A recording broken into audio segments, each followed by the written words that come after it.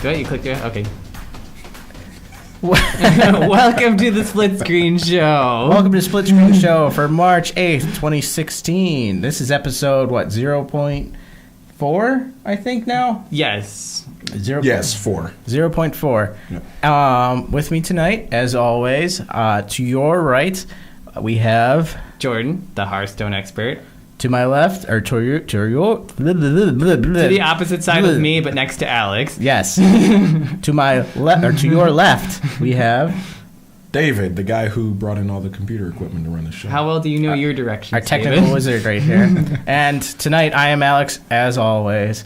And how far back do we need to kick this? How far back do we want to go? Do we want to talk about wisdom teeth? Nah, let's just kick it off with... Rewind. We didn't have the show yesterday, so we moved it to today. Yeah, things happened, life happened. Teeth were pulled, cars were crashed. They said recording... People died. They say... Wow, that got really extreme. They say recording a podcast sometimes is like pulling teeth. I didn't know it was that literal. But, so I'm sure that you guys have all heard the news with LionHead Studios going under. There won't be any more Fable. David, have you been a big Fable player? I've never played it a day in my life. Ah. Yeah. Well, you see, the game first started on the original Xbox and PC.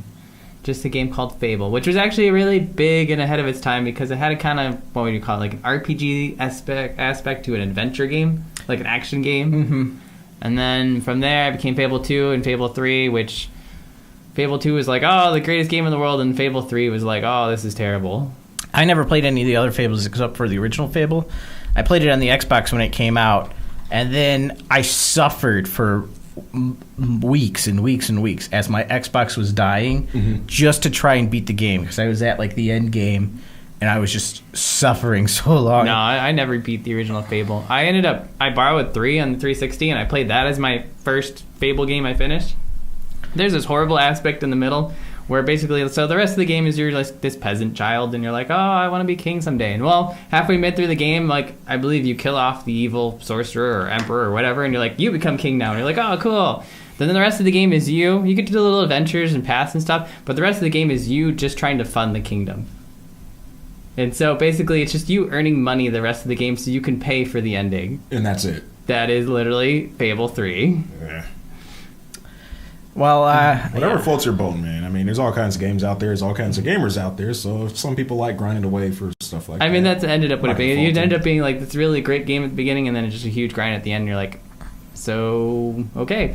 I guess we're done. the original Fable was a really, really good game. I actually bought the remastered version off Steam not too long ago and replayed through it again. I'm disappointed that they're not going to make a new Fable, even though I didn't play the other 3 or 4, or however many there were. And Peter Molyneux left anyway for after Fable 3. Yeah, but it's supposedly, from what I hear, is Microsoft canned the studio, not so much that the studio went under. Oh, they can still use the title and the game and all the. But will it be the same game? Oh, absolutely not. Brought it back? No. Yeah. Well, they did a fair job with Minecraft after they acquired Mojang, but I guess Mojang is still in. Yeah, Mojang didn't split. Mojang just got bigger. Yeah. I mean, but like if you think about Halo, like Bungie moved to their own independent studio with Activision, basically their own company, and then they still own 343, who does now the Halo franchise. Yeah. Correct. And that actually they did a very good job with. So you never know, they might push them. Maybe they might make a new studio underneath them.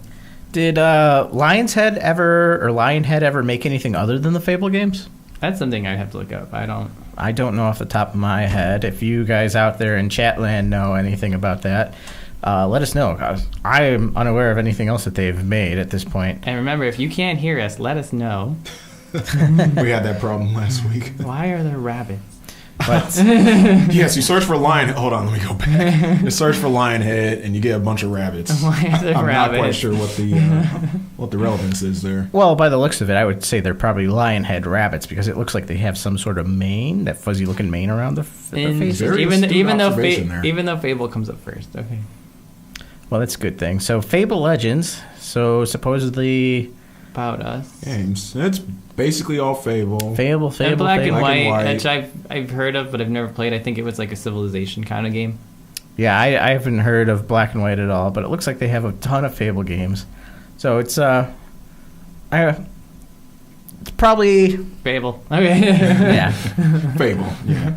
Yeah, and I don't know when the last new Fable game came out and how much it cost to develop, but apparently it must have cost a pretty penny, enough that Microsoft decided it wasn't profitable anymore. Yeah, the games that come out now are extremely expensive, especially Ubisoft ones. Ubisoft, and then think what happened to Bioshock Infinite when it came out. Like, that studio is no more because they're like, we spend so much money on the game.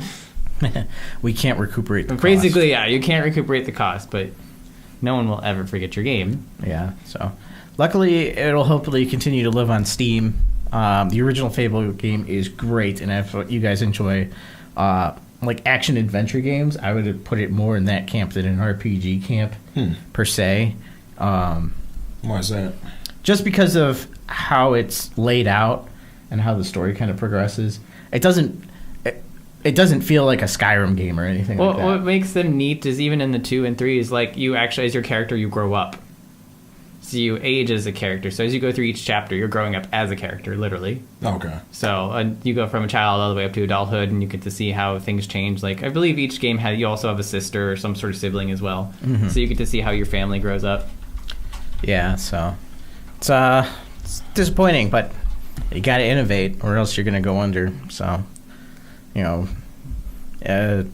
be a day when Mojang needs to make something other than Minecraft to be profitable. So yeah, well, we get back into indie games again and see what comes out. Yeah, so okay, so next topic. This was who suggested this one? I brought this one up, and it's moved back a couple of weeks because other things came up. So this was more of a filler topic than anything else.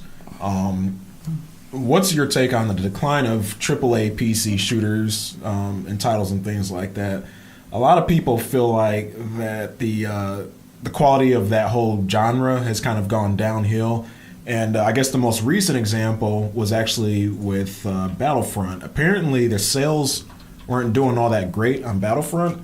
And it kind of made a lot of people question something that really has been questioned for quite a while. And that is PC still a thriving platform? Both from the developer side in terms of are they putting enough into AAA titles on PC, and from the gamer side, which is are they even playing AAA titles on PC? Because you have a lot of things like indie games and things like Humble Bundle and the Steam Greenlight and all those other things sort of pulling into the AAA title. Well, it's not even that too, because I saw I think it was Call of Duty Black Ops 3. Like, you can buy the multiplayer just by itself. So is it that PC player, like gamers, would rather just play online multiplayer and nothing else? I mean, because you have CSGO, that's what I said. You have The Division just came out, which is a fully scalable online multiplayer basically like game. a Destiny. Yeah. And that's why I said that's where all of our games are heading. So is there even a point to having that's why I said when you play console games, you're probably going to expect more of a story.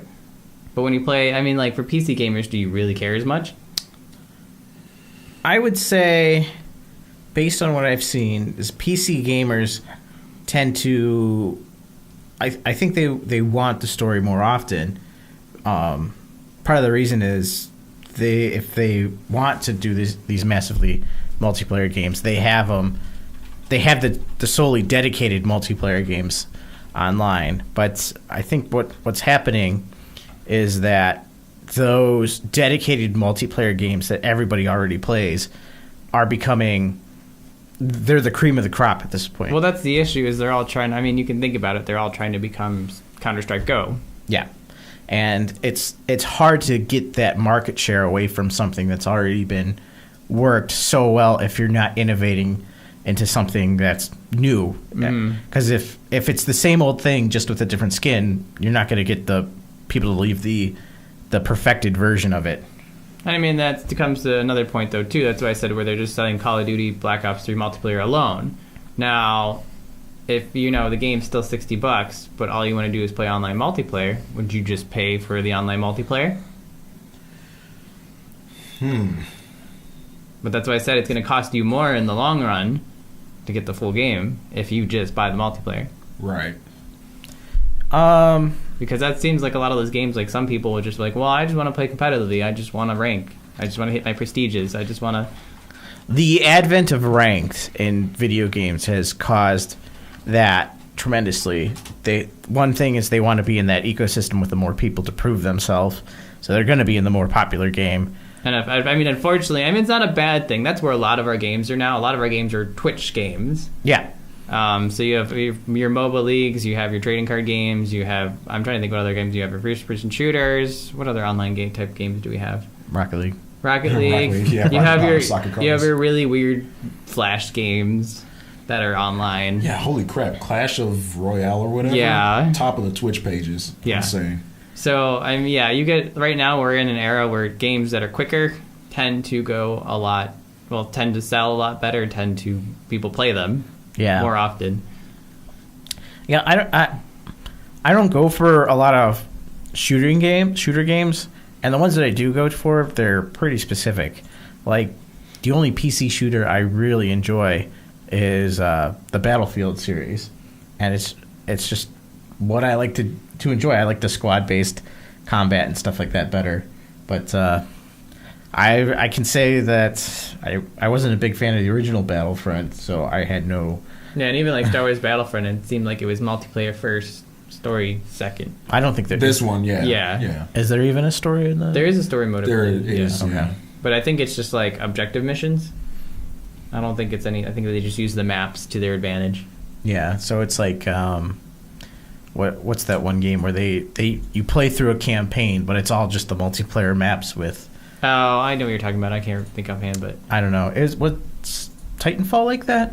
Titanfall didn't have anything any single player resembling a story. You had your tutorial, and that was basically all you had that was offline. Other than that, any other game mode, anything even with the bots included, it was all online. No. There was no offline, there was no single player. Now, what's neat about Titanfall, though, you brought that up, Titanfall actually is really neat to watch. Because it's so quick, but you have these giant robots, and everything is like... It was like, I remember watching you play it, I'm like, actually, this is really... I picked it up, I'm like, I'm not paying more than $20 for this, because there's only like 4 maps. It was worth it. I think the problem for me was that there weren't enough people playing it after a while because there were issues, not just the single player thing, but there were some other technical issues and gameplay issues people had with it. But overall, I thought it was a really amazing game. I didn't even buy it. My cousin actually picked it up. I think Amazon had a sale for like $47 or something like that. And so he picked it up for me, gave me the key code, and so I didn't even pay for it. But I easily would have probably bought Titanfall for about $40-50. Because I can easily see Titanfall 2 being, if it stays in the same kind of aspect, being really, really good. Well, was the multiplayer in that killed off by Destiny? When Destiny came out, did it suck a whole bunch of people away from Titanfall?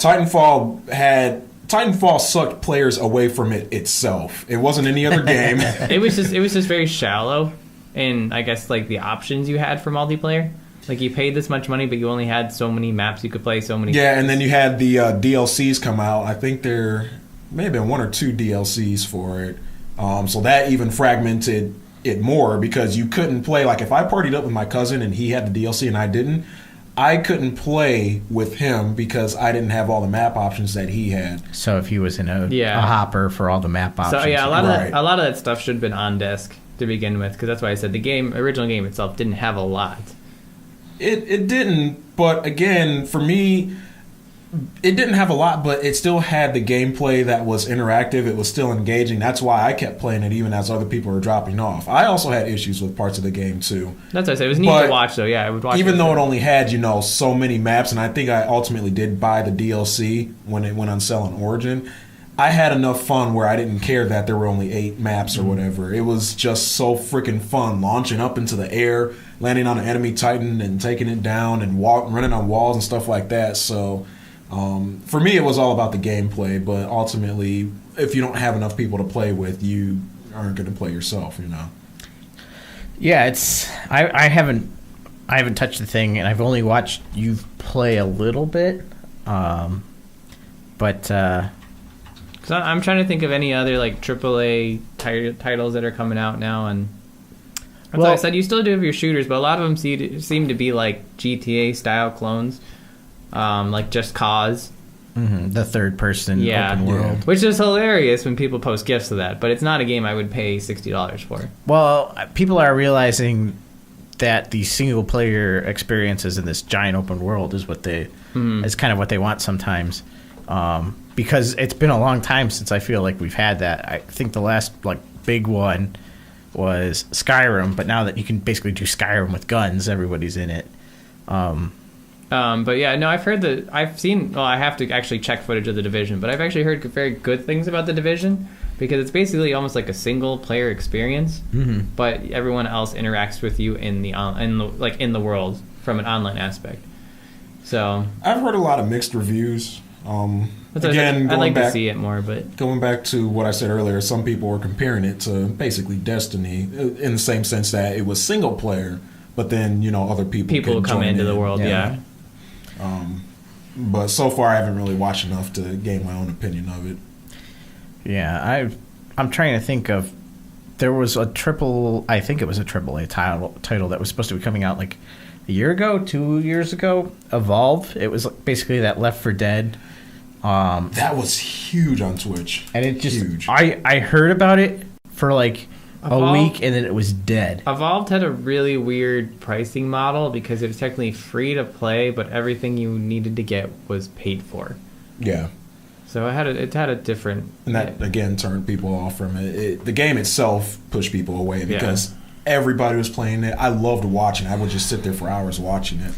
So it seemed like it had potential, but I think a lot of times these devs try to do something new and innovative, and it ends up backfiring on them. It ends up being like a cash-in. I heard the 4v1 had terrible balancing issues. They tried to balance it multiple times, different ways, and they just kept flip-flopping between the monster and the hunters and back and forth just because of the balancing in the game, because apparently it's hard to do the 4v1 balancing correctly. So it's tough. Which I can attest to in tabletop role-playing games. It's difficult to balance multiple enemies versus one. So now, what about like third-person shooters? How do you guys feel about I'm a huge fan of Gears of War. I've only played probably 10 minutes of Gears of War, and the only thing I did was run around holding the chainsaw button into anything that I could. Okay, well, that's just blatantly fun in the game. Like, just revving up chainsaw and just running into things. I typically enjoy third-person shooters. I haven't played too many. SOCOM used to be... SOCOM is a third-person shooter, and I used to be really, really good at that. But there was a third-person shooter, Mercenaries. Mm-hmm. That was for the original Xbox. I played the crap out of that game. It was like GTA with tanks, basically. All the tanks you could want. Tanks and carpet bombs and everything like that. That was a ton of fun. So those are basically the only third-person shooters that I like. Because, right now, because you're talking about, like, Destiny and things like that as well. For some reason, their decision was to make those partially third-person, partially first-person. And I guess that as a third person, you can kind of see the world and things like that. I think the third-person aspect in video games cuts down, on the Twitch shooting style of gameplay. Oh, you can basically see behind you is what that allows you to do. Yeah, it's not only that, but a first-person shooter has a completely different dynamic than a third-person shooter. Mm-hmm. And typically in a third-person shooter, it's like a cover-based system and stuff like that. And that just changes the game style than a first-person shooter does, that you're just running around and shooting at people. But I haven't played a real first-person shooter in a long time. The last one I played. I guess if you want to call...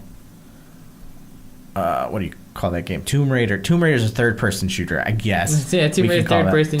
Yeah. I've been playing that. I really enjoy Tomb Raider. So. I didn't pick up the new one yet. I do want to get the new one. Yeah. And I've heard that's very pretty. Yeah. If my PC runs it, we'll find out.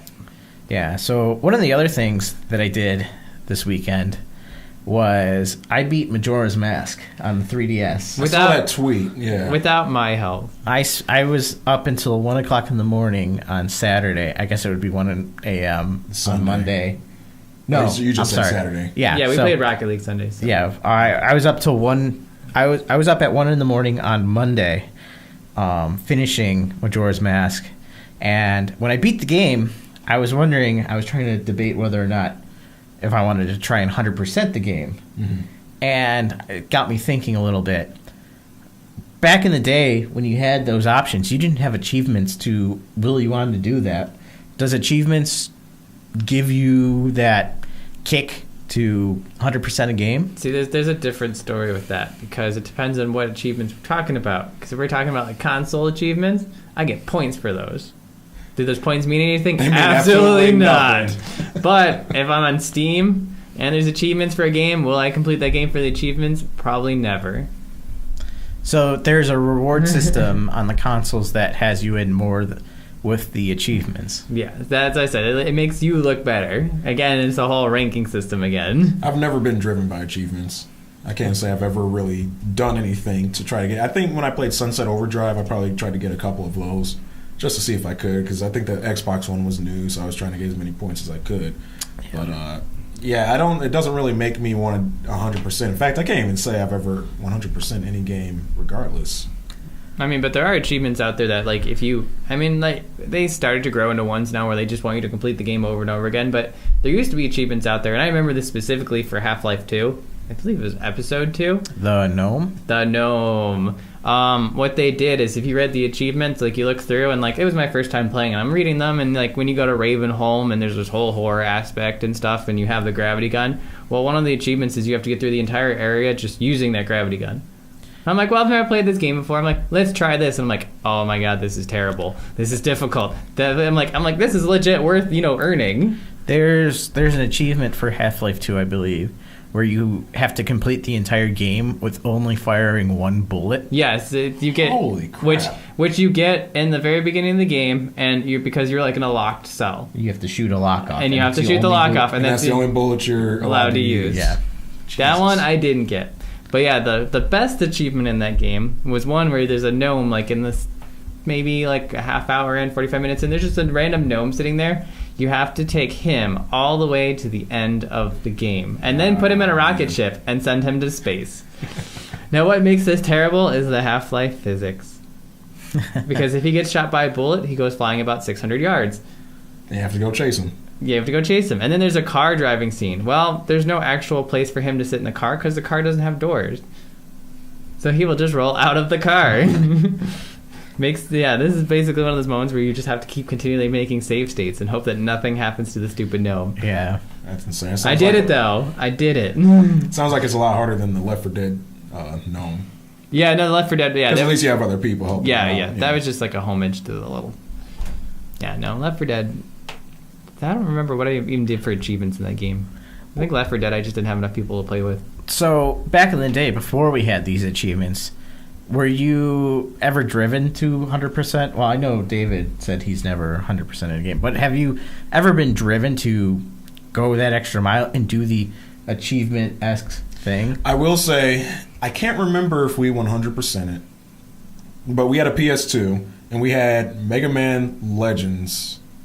I think it was just Legends. I don't think it was a second one. Did those ones have achievements in them, though, too? I think they did. They were in game, but yeah, they did have achievements. Which some of them I remember being impossible. But we played the heck out of those games, and I know we finished it and completed it a couple times. And I want to say one of the times we got bored and we decided to try to do as much little side things as possible. I can't remember if we ever completed it 100%, but I think that's probably the closest I've come to doing that. Yeah, I know some of those games have crazy achievements. I know Shovel Knight added one of those, and it was basically you go through the game without being hit once. I'm like, how do you do that? And it exists, but I'm not that dedicated. Yeah. It's way too much time. Back in the day, I was... Occasionally you'd hear about people doing these achievement-esque things, and then you'd be like, I've got to do that. I got to try and do that. I got to try and get all 151 Pokemon. But I mean, also remember though, this is before GameFAQs was just starting up, and you had these guides and stuff, but no one, like, a game just releases, like, you either buy the strategy guide or you kind of wait until someone asks the question that you're waiting for. Like $15-20 for a strategy guide for each game. I had a strategy guide for something. I don't remember what it was. I don't think I've ever bought one. And they used to have little plastic on them in GameStop too, or EB Games or whatever it was. And you couldn't just go to the store and look at it. Yeah, I think it was for Gold and Silver, Pokemon Gold and Silver when it came out. I always had those. I think, know that. Like, I beat the game the first time, and then we went and we bought the strategy guide because it was just something like, oh, I still want to play this game, but I already beat it. I'll buy the strategy guide and just read through the strategy guide. That all that was. Those games especially had a lot of hidden things in them. Mm-hmm. Yeah, so you could justify it for that. Yeah. I mean, if you go back, though, like, era-wise, you go back to, like, Nintendo games are notorious for having hidden things in them. Like, the original Super Mario Brothers, Super Mario Brothers 3, Zelda. Like, if you didn't have a strategy guide, there'd be all these little things that you'd be missing. Mm-hmm. Yeah, those Nintendo games are notorious for hidden things. And I think even, like, I don't even know if Sonic the Hedgehog had, like, a player's guide, but Sonic the Hedgehog has a lot of hidden things as well. Yeah, so it was just this thing that was brought up about, you know, if you don't have an achievement, why would you bother 100%ing a game? Because that's, I think, possibly the new thinking for a lot of younger people. That's you know. Well, I mean, it's something you could ask a speedrunner. Why do speedrunners speedrun? You know, those games you don't get achievements for it. But I think for speedrunning is a little bit different than just you or I just sitting there playing a game to completion, and that they have a whole community around it.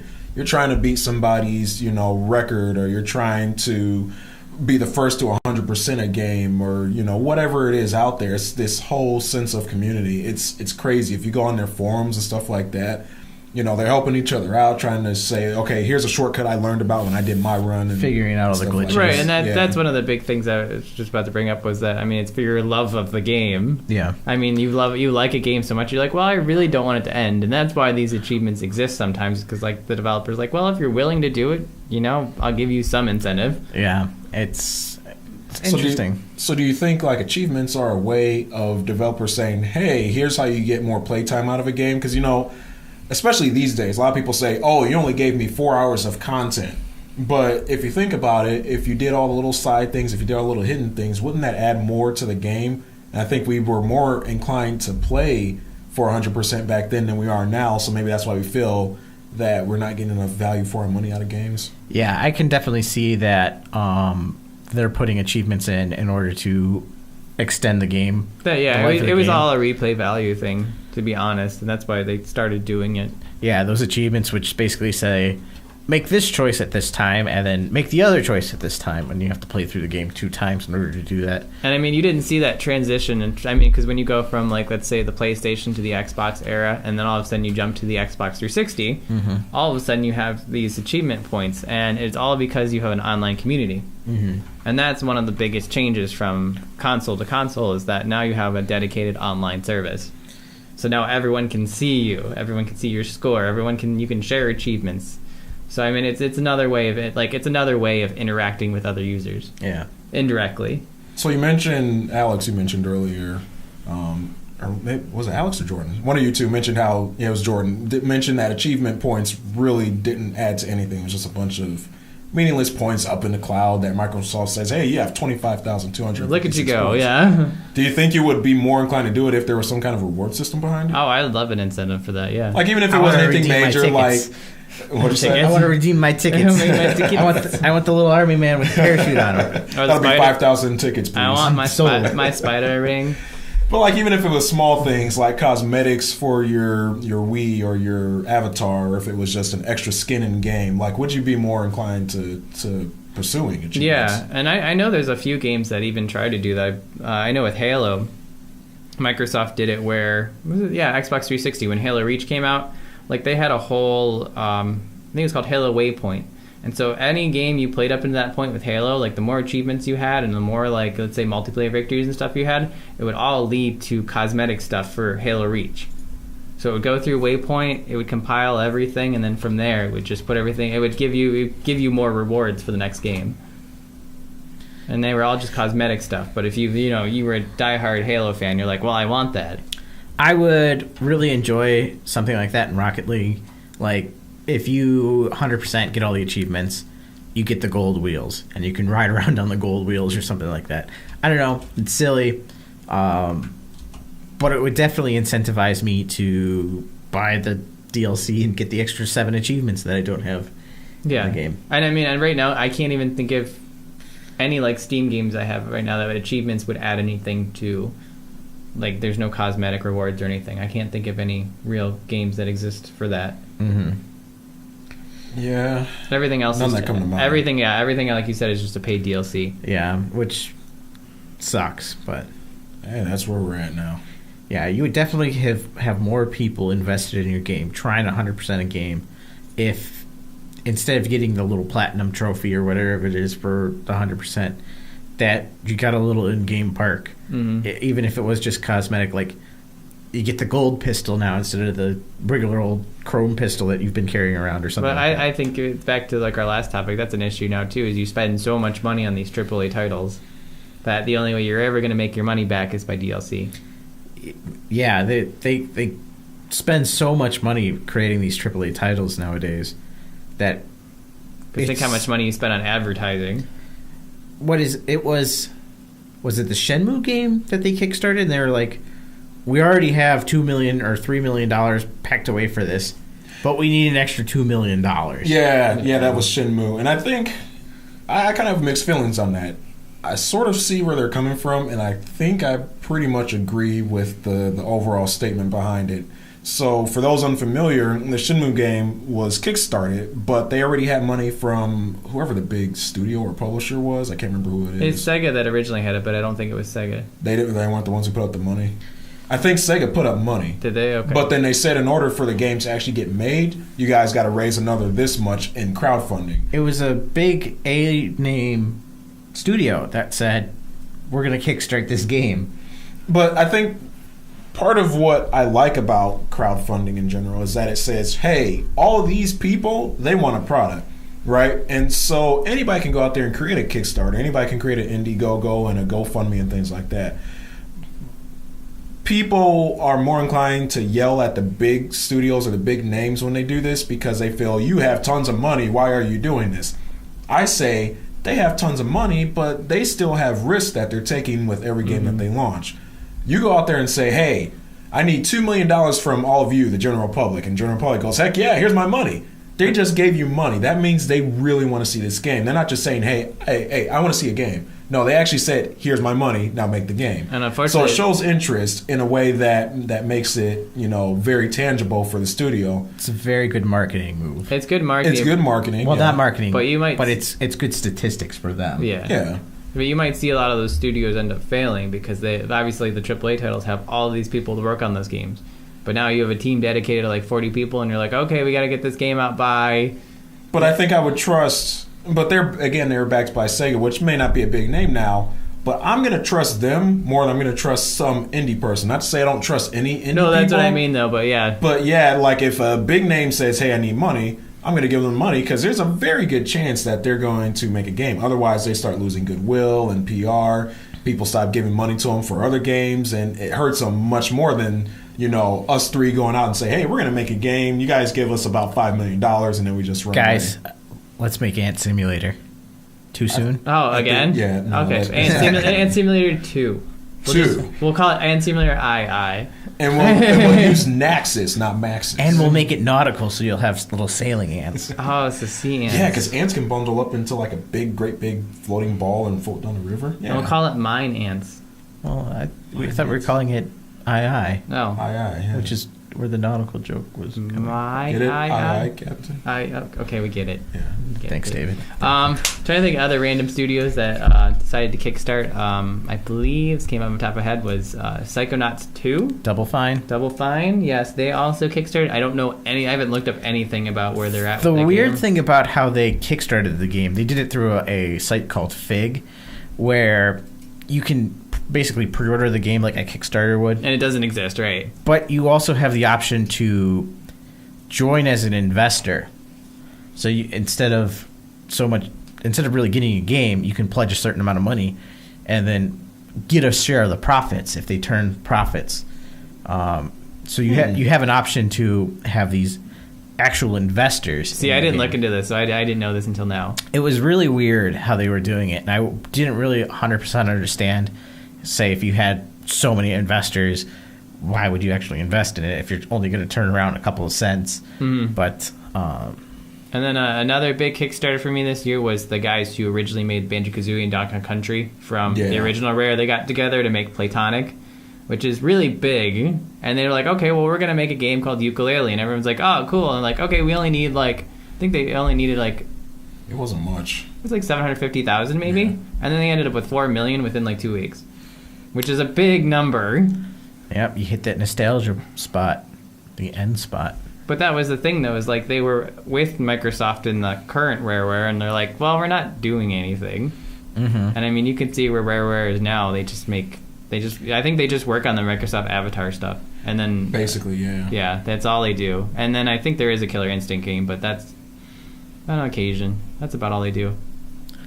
Yeah, it's these big studios kickstarting games. It's really weird because they used to do basically the same thing, but at a much later date called pre-orders at that point. But by then they've already invested all the money in there, and they're just hoping that it'll work and that they'll spend the money then on the actual distribution. But They got my money though, so that's all I can say. no, I didn't back either. I didn't back any of those studios. I didn't do anything with Double Fine. I was tempted, but I don't think I ever finished Psychonauts. Yeah, I didn't bother backing it. It's just one of those things that so few Kickstarters and crowdfunded things come in on time, or Oh yeah, they're usually pushed back pretty far behind.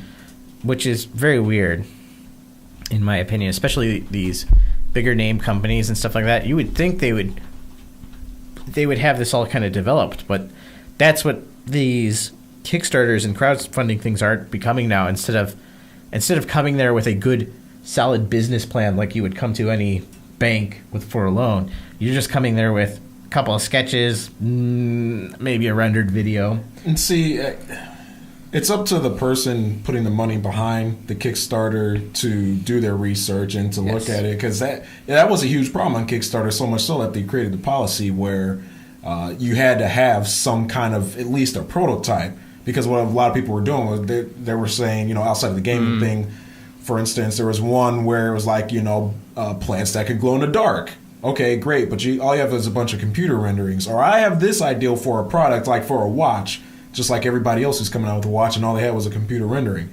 Great, I can do that. I can pick up Blender or Maya 3D or whatever and make a 3D rendering. So, but when I go to Kickstarter products, I've only ever kickstarted 2 products, I think. One was the Cyanide and Happiness show, and then the other one was VGHS. Yeah, but and again, because I knew the people behind it, I knew they were going to deliver, and if they weren't going to deliver, they were going to do something else to make up for it. But thankfully, they both did. But I did my research, so I don't go out there and just throw my money behind any Kickstarter or Indiegogo I come across. Well, it's for Indie, and this is true for Indiegogo. I think so. Kickstarter, you have to reach that limit before you get the money. So if you say I need $20,000 to make this product, then if you don't hit that $20,000 within, let's say, the 30 days, I don't believe you get any of that money. No, you don't. They don't. But charge Indiegogo is a pure donation. Mm-hmm. Indiegogo has 2 modes of working. It works in that you can work in that same model where if you don't make it, you don't get anything, and then you can also work in the flexible funding mode where you get everything that you get regardless. But I think they take a bigger cut out of it or something like that. Because I think that's why Video Game High School Season 2 did it that way, so that at least they got money. Right. Because I think they were going to make it anyway. Yeah. But they just wanted to make sure that whatever they get, they were still going to make it. Mm-hmm. Yeah, I've only kickstarted one thing, and it wasn't a product. It was a show. So it was something that's already been going on, and I kickstarted the Dice Tower Season 13, I think it is, because I like what they do, and they've done a really good job so far. And they're just, the more money they have, the better they've been getting. So they haven't disappointed yet. They've probably run 7 Kickstarters now. One for every season. After you get to that point, and a lot of people have a problem with Kickstarter. They say, "Oh, well, they're launching another Kickstarter. They're taking away from the little guy." No, they're not. If I'm going to back a game, I'm going to back a game, regardless of whether or not there's other big names out there trying to take my money. That's the way I see it. Board games has a huge problem in the industry of not delivering on time or not delivering at all. There was a role-playing game system called E20, I think it was. And what happened was the guy just fell behind with all this Kickstarter money. Eventually, he just disappeared off the face of the earth with the money. He just said, it's not really going to happen, and just poof, vanished. But it seems to happen a lot with board games because it's all these little guys being like, I can make a board game, I can publish it, how hard could it be? And then they know nothing about the industry. It doesn't make money right away, or at least for a while. And it's just tougher. People look at it and say, oh, you just come up with pieces, you come up with a board, come up with a box art, and bada boom, bada bing, I'm making money. That's what I was thinking. Like those board games are definitely all about logistics. Yeah. It's depending, if you're in a Kickstarter to self-publish a game, that's where the problem is going to become, because now you have to go to the distributor, you have to do all that work. You have a garage now filled with 2,000 board games instead of if you go to an already reputable publisher, that's what they do. They're good with that. They have all their connections already. But I've seen a lot of really little role-playing games though come out of Kickstarter that fund at they set their goal at $5,000. They deliver in a week. So it's I mean, if you get enough support from that, $5,000 isn't a lot from a crowdfunded group. No, and people will put in a lot of money for something they like. So if your role playing game has really, really good artwork, you're probably gonna fund no matter what.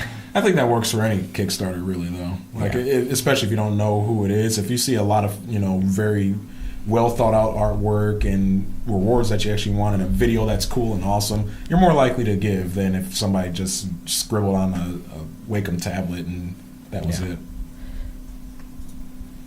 Yep. Okay, so are we on our last topic now for the night?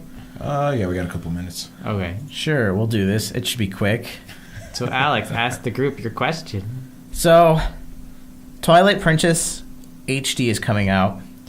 Jordan was talking about the new Pokken tournament game as well. On top of that, my buddy plays a lot of Splatoon. And Amanda Super Mario Maker. Super Mario, what's that, a middle finger? That was a pinky. Oh, that was a pinky. It's hard to see. We'll censor out his pinky. Blur that. Blur that. I will. Super Mario Maker's coming out, even though that doesn't really interest me. It should. But the new update adds keys. But none of that looks entertaining to me. It's interesting because it's creative. It's like Minecraft for Mario, but go ahead. So the thing is, and Amanda wants to play Pikmin. I'm waffling back and forth whether or not I should buy a Wii U. So do I Nintendo or Nintendo buy a Wii U? And the problem is now there's rumors that we're going to have a new Nintendo system not too far off. The Nintendo NX. Not only that, though, I don't want to pay full price for the system just for it to drop $100 in 6 months. Even though the system's already been out for how many years? It should have dropped by now. 2 years? 2 years, I think. It should have dropped by now. And I can buy a pack for like $350 that comes with 2 games. But the thing is it worth it? You guys play Wii U a lot? I don't have a Wii U. Have you played it? I don't know anybody who has David's not a Nintendo person. I am a Nintendo person. I'm just not a Nintendo owner. Okay. No, if the big thing with Nintendo right now is if you really, really, really want to play, like, let's say you missed a whole generations of games. Let's say you missed Wind Waker, or you missed Twilight Princess, or you missed the old, let's say you haven't played Mario Kart in a while, then yeah, I would say buy a Wii U. So, I mean, it's Nintendo games, so you can't say they're bad. And I wouldn't. I think for me it's the same thing as what you're struggling with. Is the price worth it at this point? Should you get it? Because I'm sure if it was lower, you wouldn't even be questioning this at this point. You would just have gone and bought one. Yeah, if it was just a little bit lower, there'd probably be no question about it. We'd probably be playing the Wii U through the Elgato or whatever that is, your capture device. But at the moment, it's just like it's still $350. Mm-hmm. That's a lot of money for a Wii U. That is. They're still promising new games to come out this year. Oh yeah, there's no real stopping right now. I mean, the new Star Fox will come out, things like that.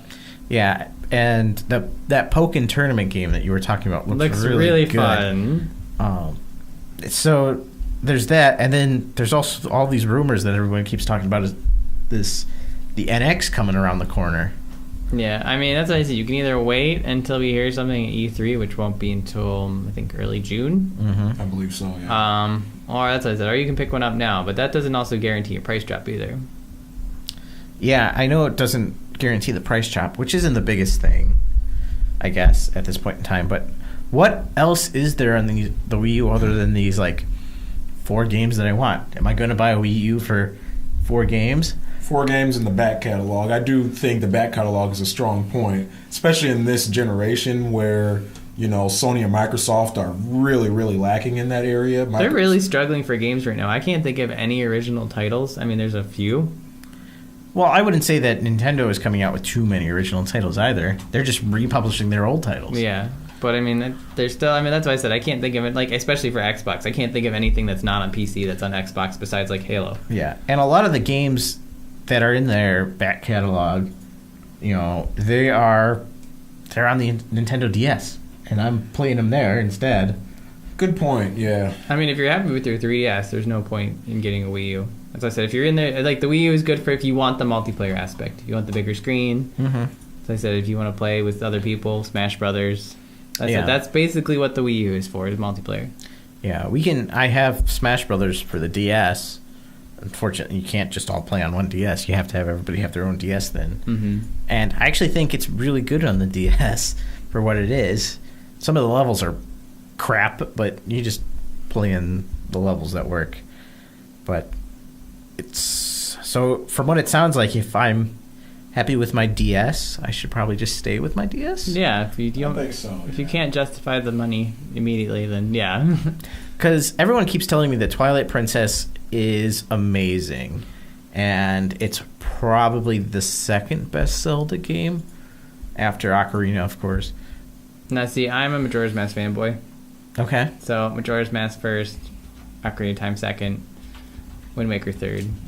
So for 3D Zelda titles. So Twilight Princess is good, but I would not consider it like the greatest Zelda. I think Wind Waker did a lot of things right because Twilight Princess did come after Wind Waker, and Twilight Princess was a result of because all the negative comments towards Wind Waker, that it was too kiddie, like, oh, I hate the art style. I mean, yeah, Wind Waker got a lot of flack because of what it was, but now people go back and play Wind Waker and they're like, wow, this game was actually really ahead of its time, and it was. Yeah.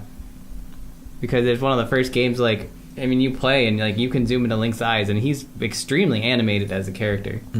His eyes will shift, the character's eyes will move around, like he has facial expressions, everything. And then you go to Twilight Princess and you're like, it's 3D Link. He tries to smile, but it just looks like he's struggling. And look, his polygon hair just kind of flows in the wind. Yeah. Yeah, no, that's why I said there's a lot of things that. So I guess if I ever feel the urge to play a Wii U, I'll just come over to Jordan's house. Yeah, you can just steal mine. If you buy the house down the street, I'll just ride a bike down there. No. But if You and Matt living together? When's the wedding? Oh, yeah. Is there anything else, gentlemen? I think I'm good. How are we at time? We have... Wait for it. 45 seconds. Hold on. Wait. 5 more seconds. Hold on. 4, 3, 2, 1. We have 60 seconds. Oh, damn. Oh, good. Flash topics. Let's just look at the board. What is Politics? Friendship and relationship. Alex, you are one of my best friends ever. David, you're fired. David, we've been friends for a very long time, and I really appreciate it. And I had a revelation. I was telling Amanda like a month ago. It was just like one of those things where if I was to bring it up now, 35 seconds. People think like, oh, did he have white guilt that day? No, it was just like I was just sitting in the kitchen. I was like, 50 years ago, David and I couldn't have gone to the same school together. And I was just like, what? Where the hell did that come from? I was just really appreciative that we're friends. Okay, all right. Tell us when we're at the 10-second mark. I don't know when we're at the 10 seconds mark. Jordan, go on parenting. You have 10 seconds on parenting. Let your kids play Grand Theft Auto.